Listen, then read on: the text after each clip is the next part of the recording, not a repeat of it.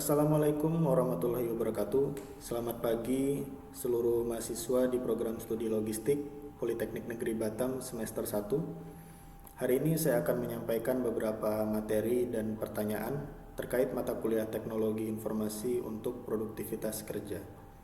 Dan juga di pertengahan dan di akhir video akan ada pertanyaan-pertanyaan sebagai bahan diskusi dan brainstorming bagi rekan-rekan sekalian untuk lebih memahami materi yang dijelaskan hari ini.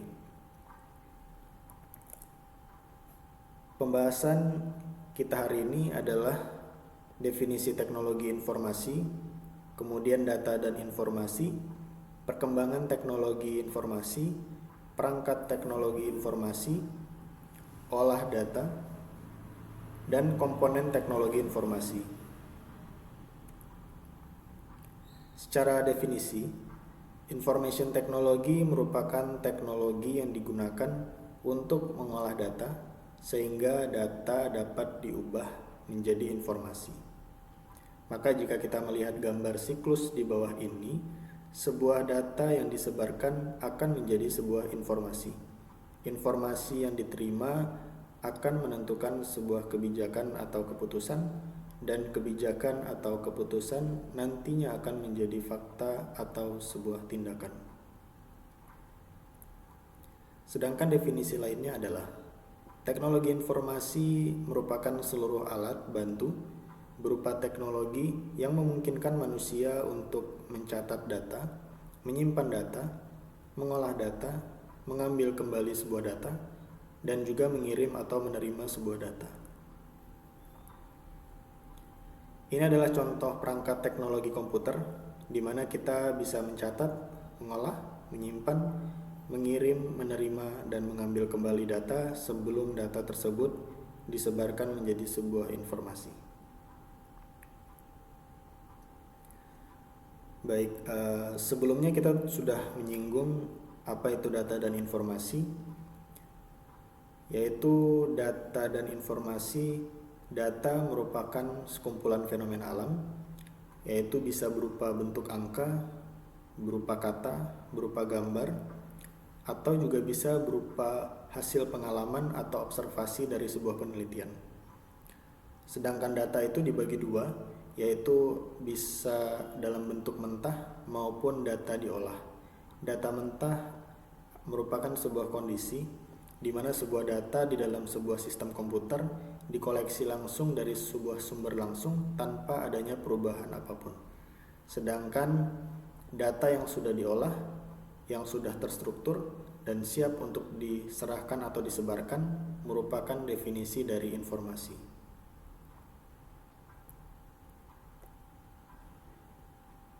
Ini merupakan alur di mana data mentah akan diproses, kemudian diolah dan dikonversi menjadi sebuah informasi. Pertanyaannya adalah, coba jelaskan informasi apa yang saudara terima hari ini sehingga informasi tersebut menjadi sebuah tindakan atau keputusan, dan perangkat apa yang saudara gunakan untuk mendapatkan informasi tersebut.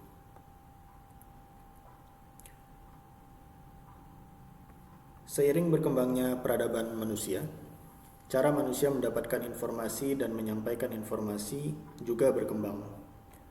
Contohnya, pada awal peradaban manusia masih menempati gua-gua. Manusia telah menyampaikan informasi dan meninggalkan informasi yang bisa kita ketahui dari coretan atau simbol yang kita temui di dinding-dinding gua. Peradaban yang lebih maju lagi, manusia telah memanfaatkan batu sebagai media penyampaian informasi. Contohnya adalah prasasti-prasasti yang dibuat, candi-candi yang dibuat di zaman kerajaan. Dan peradaban yang lebih modern lagi, yaitu data diolah dan informasi disebarkan, disampaikan melalui media elektronik. Contohnya adalah pesawat telepon, mesin fax, radio, televisi, telepon genggam, komputer, smartphone, dan internet. Dan itu akan terus berkembang seiring berkembangnya peradaban. Sehingga semakin berkembangnya peradaban, mengolah data dan mendapatkan informasi menjadi sebuah hal yang mudah untuk dilakukan. Selanjutnya adalah ini merupakan gambaran teknologi di masa lalu, yaitu adanya gambar atau oretan di dinding gua, patung-patung yang diukir, telegraf, dan alat hitung mekanik. Merupakan contoh teknologi yang digunakan oleh manusia untuk mengolah data atau media untuk menyampaikan informasi. Pada masa berkembang saat ini, semua media pengolah data dan informasi hampir semuanya menggunakan perantara elektronik, sehingga batas sebaran data dan informasi menjadi semakin luas dan hampir tidak terbatas. Pertanyaan kedua adalah, jelaskan hubungan antara informasi itu sendiri dan sebuah keputusan. Seperti yang disinggung di slide sebelumnya, bahwa informasi itu sangat erat dengan media penyampaian atau perangkat. Jika di zaman dulu dinding gua dan batu menjadi perangkatnya, maka saat ini pensil dan kertas, mesin tik, alat komunikasi, dan teknologi komputer menjadi media atau perangkat yang digunakan untuk mengolah data dan menyampaikan informasi. Kita tahu bahwa data mentah yang diterima harus diolah sehingga menjadi sebuah informasi, yaitu meliputi contohnya perekaman awal atau penangkapan data di awal, pengklasifikasian, penyusunan, perhitungan, penyimpanan, pengambilan kembali, perbanyakan, dan penyampaian data. Contohnya misalnya saya diminta untuk menginformasikan data 10 mahasiswa berprestasi di manajemen bisnis Poli Batam. Maka saya harus mengambil data mentah dari bagian akademik, yaitu berupa seluruh data mahasiswa dan indeks prestasinya. Maka saya tidak bisa langsung menginformasikan data tersebut. Data tersebut harus saya klasifikasikan dulu khusus untuk mahasiswa manajemen bisnis.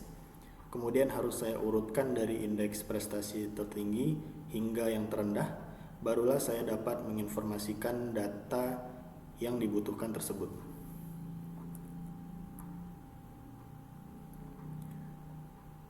Abad atau era informasi. Secara pengertian adalah sebuah ekosistem di mana masyarakatnya lebih banyak yang bekerja di bidang penanganan informasi daripada di bidang lainnya. Pertanyaannya adalah, jelaskan menurut saudara, apakah saat ini merupakan era masyarakat informasi atau tidak, dan berikan alasannya. Selanjutnya, komponen dari teknologi informasi yaitu ada 5, yaitu pertama hardware atau perangkat keras. Jika di komputer itu contohnya adalah mouse, keyboard, dan monitor. Selanjutnya adalah software atau perangkat lunak. Jika di komputer misalnya adalah Windows, kemudian Office, dan aplikasi-aplikasi pendukung lainnya. Selanjutnya adalah firmware. Firmware itu adalah kata lain daripada media penyimpanan atau memori. Selanjutnya adalah brandware. Brandware merupakan pengguna dari sebuah teknologi informasi, bisa juga pengembang dari sebuah teknologi informasi. Dan yang selanjutnya adalah infoware atau petunjuk penggunaan dan aturan-aturan penggunaan teknologi informasi. Pertanyaan selanjutnya adalah, menurut saudara, peran teknologi informasi itu bagi saudara itu seperti apa? Silakan dijawab. Dan selanjutnya, pertanyaan kelima, berikan kesimpulan menurut saudara materi yang disampaikan hari ini. Baik, tugas rekan-rekan sekalian adalah bantu saya menjawab pertanyaan-pertanyaan di slide tadi. Apa yang sudah disampaikan, kemudian kerjakan dengan format dengan Microsoft Word, dan silakan dikumpulkan di learning pada portal pengumpulan tugas minggu pertama. Demikian yang bisa saya sampaikan pada materi minggu pertama di mata kuliah Teknologi Informasi untuk Produktivitas Kerja. Terima kasih dan Assalamualaikum warahmatullahi wabarakatuh.